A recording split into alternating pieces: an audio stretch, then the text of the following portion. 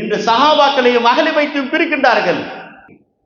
அஹ்லே பைத்தையும் சஹாபாக்களையும் பிரிக்கவும் முடியாது. ஏன் தெரியுமா? பிரிக்காத மாதிரி நபி ஒரு உதாரணம் சொல்லிட்டு போயிட்டாங்க. அஹ்லே பைத்தும் தேவை, சஹாபியும் தேவை. அஹ்லே பைத்துக்கு உதாரணம் நபி கப்பல் சொல்லிட்டு போயிட்டாங்க. சஹாபைகளுக்கு நபி நட்சத்திரம் சொல்லிட்டு போயிட்டாங்க. ஏன் தெரியுமா?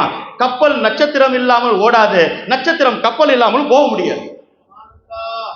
கப்பல்ல மாலுமி போறாரு, எதை வச்சு அடையாளம் காட்டுகின்றார்? அந்த நட்சத்திரத்தின் வெளிச்சங்கள் தான் அவருக்கு அடையாளம் காட்டுகிறது.